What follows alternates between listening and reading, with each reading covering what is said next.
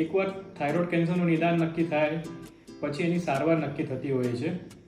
એ સારવારમાં સર્જરી જે મુખ્યત્વે રોલ ભજવતી હોય છે. સર્જરીમાં આપણે અડધું થાઇરોઇડ કાઢી શકીએ અથવા પછી આખું થાઇરોઇડ કાઢવું પડે, જે ડિપેન્ડ હોય છે કે એ ટ્યુમરનું લોકેશન કયું છે, સાઇઝ કઈ છે અને કયા પ્રકારનું છે. સર્જરી કર્યા પછી જે રિપોર્ટ આવતો હોય છે એના આધારે આપણે નક્કી કરતા હોઈએ છીએ કે એમને આગળ રેડિયો આયોડિન ટ્રીટમેન્ટ આપવી કે નહીં.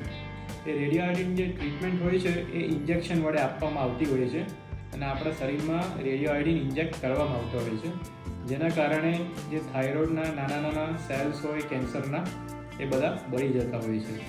થાઇરોઇડ કેન્સરથી ડરવાની જરૂર નથી હોતી, કારણ કે જે ટોટલ હેડ એન્ડ નેક કેન્સરમાં થાઇરોઇડનું જે કેન્સર હોય છે એ એકદમ હળવા પ્રકારનું કેન્સર હોય છે અને જે થાઇરોઇડ કેન્સરનો જે ક્યોર રેટ કહેવાય વિશ્વમાં અને ઇન્ડિયામાં એ 95થી 99% છે. એટલે 95થી 99% લોકોને થાઇરોઇડ કેન્સર મટી જતું હોય છે.